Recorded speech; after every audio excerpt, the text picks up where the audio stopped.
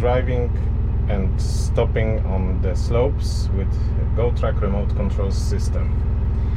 After calibration of braking drive, we are testing the system if it stops properly on the slopes. So we have driven with the tractor to the slope. Tractor right now it is located on the slope, quite steep. It is right now in stop position, engine is running, and braking pedal is pressed, of course.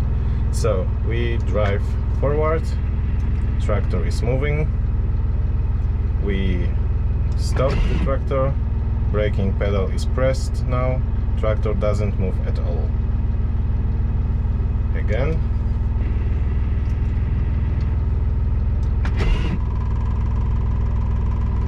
Now we'll test what happens if the emergency button is pressed. So we are pressing the emergency button, engine is shut off, braking pedal is pressed, tractor doesn't move at all.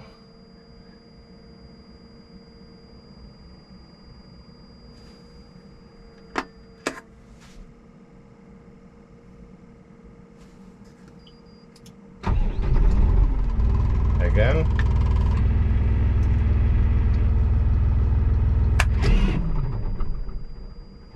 Tractor again doesn't move at all. So this means that the calibration of the braking drive is done properly. We can check also in the app, in the configuration app, first, to enter the configuration app, we have to switch off the remote controller. Now we can see the device on the list. Connecting.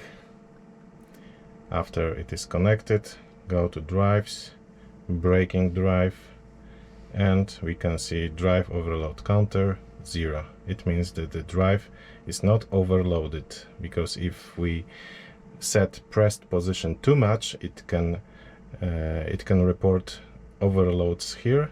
So it is not recommended. After many overloads, the drive can be burned.